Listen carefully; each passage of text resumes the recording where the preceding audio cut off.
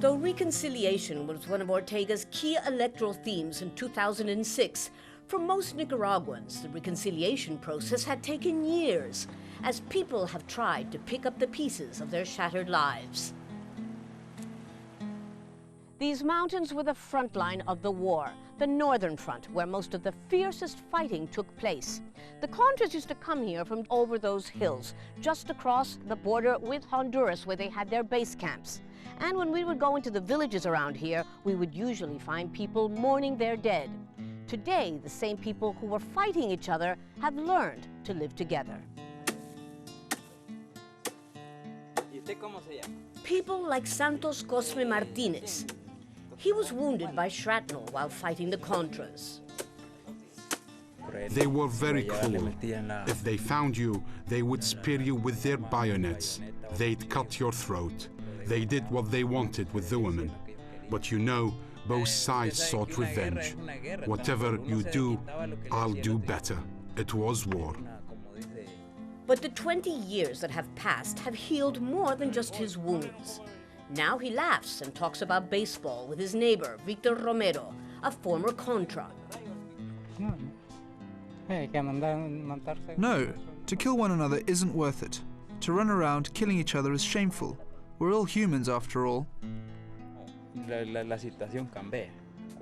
The situation has changed. We are no longer enemies. We see each other as brothers of peace. We are all the same now.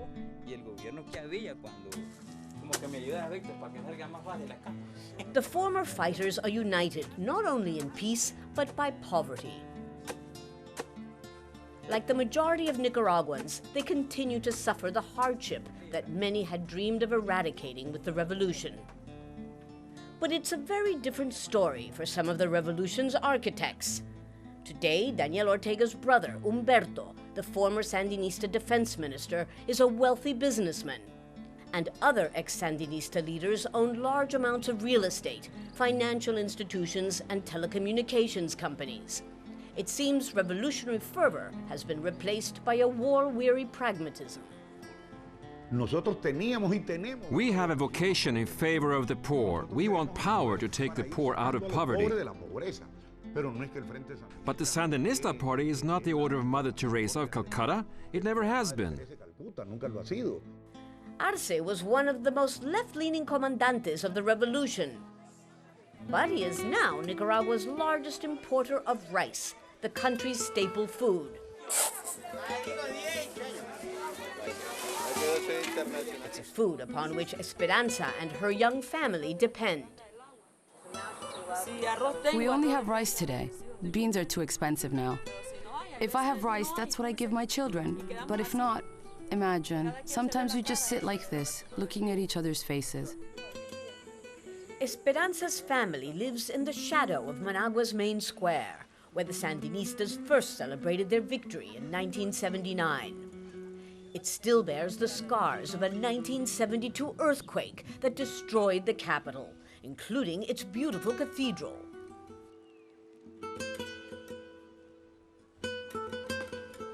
Dozens of families made homeless by the disaster have lived in this former laboratory ever since. Esperanza's home is this tiny shack tacked on to the main building. She shares one bed with her 5 children. Hola. I sleep here, the other there, and the youngest sleeps with me in my arms. Like Esperanza, most of the urban poor's survival depends on finding casual work. Today she's lucky. Help is needed unloading a watermelon truck at a nearby market. $4 is what they pay for a whole day's work. That's enough to pay for one day's food for the family. Tomorrow, I have to search again for a way to make ends meet. Nicaragua has become the second poorest country in the Western Hemisphere after Haiti. Half the population lives in acute poverty. 1 out of every 3 children suffers from chronic malnutrition. But in many ways, modern-day Managua is no different from other capital cities in the region, with its casinos, multinationals, and modern infrastructure.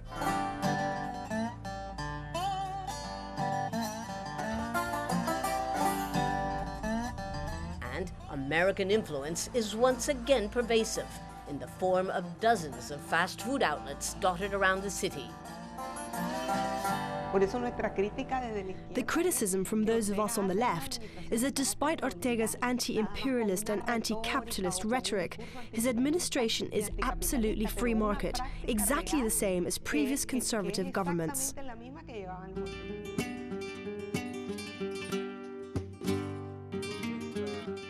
Yet Ortega still calls himself a revolutionary. He likes to be seen alongside Latin America's leftist leaders.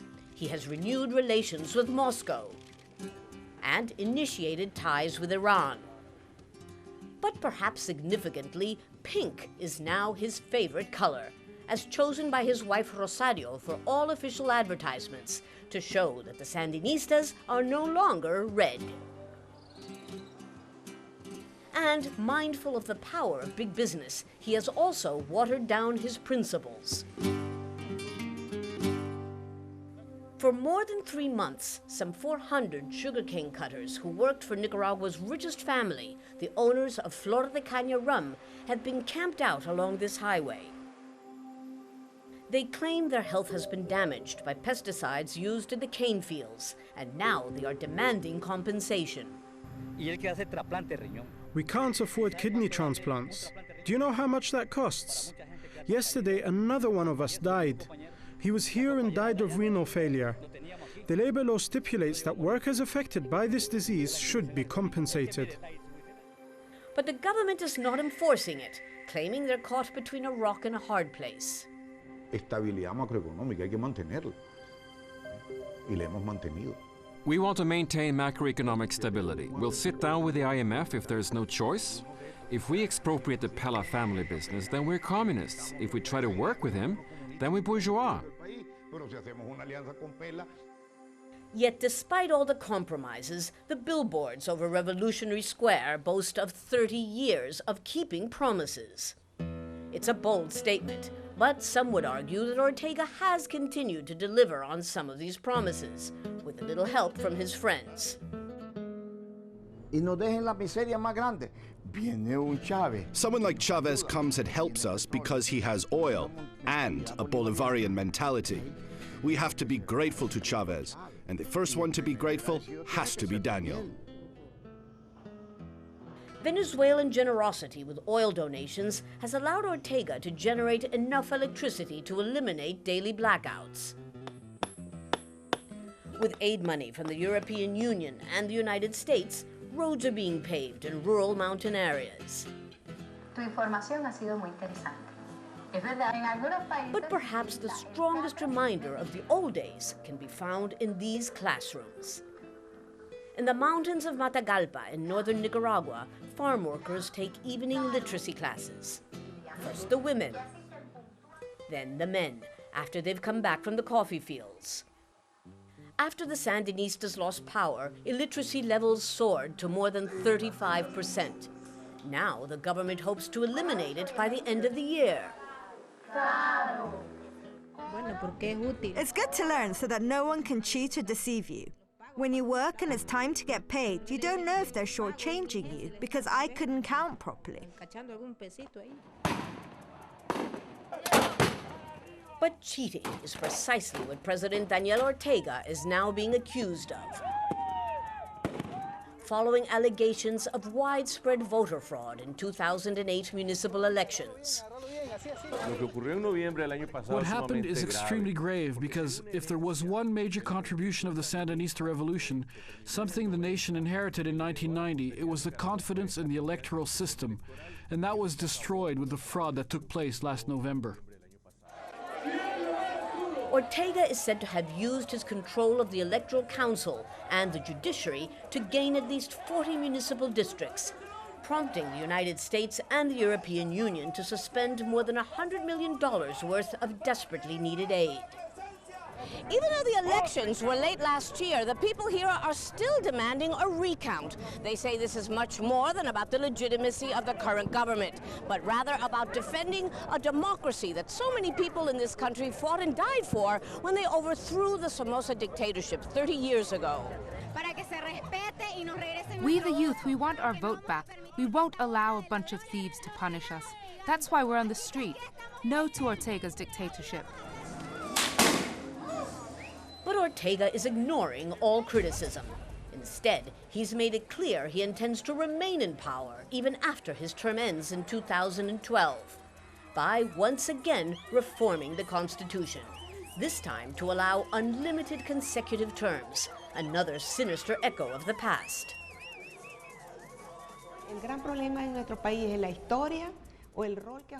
The great problem in our country is the role that re-elections have played in the domination of dictatorships. You have to learn from your history so you don't repeat it.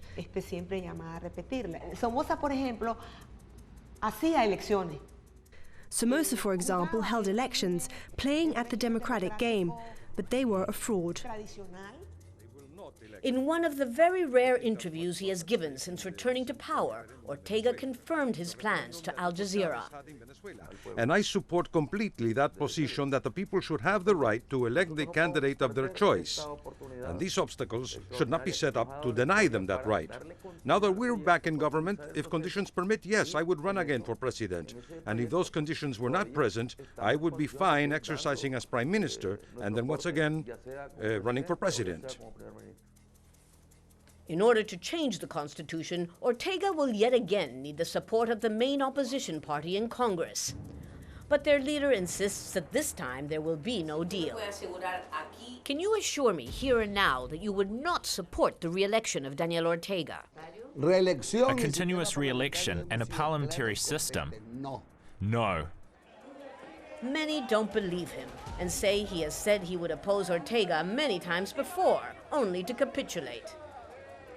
Arnoldo Alemán is going to facilitate the reform of the Constitution in the moment Daniel Ortega needs it by allowing some of the members of the Liberal Party to vote for the political reforms. And unlike Venezuela's President Hugo Chavez and Bolivia's Evo Morales, Ortega has no plans to call a referendum to ask his people if they agree, further alienating his traditional support base. El Nuevo Diario was one of two staunchly pro-Sandinista newspapers during the 80s. Now it warns of the consequences of allowing Ortega to fulfill his ambition of perpetuating power. Danilo Aguirre says his son fought and died during the Sandinista uprising 30 years ago to stop leaders from keeping power. Nicaragua shed torrents of blood to stop re-elections. I've seen people die on the street saying no to re-elections, no to dynastic succession. That's why we fought Somoza. Here, re-election has only brought us misery.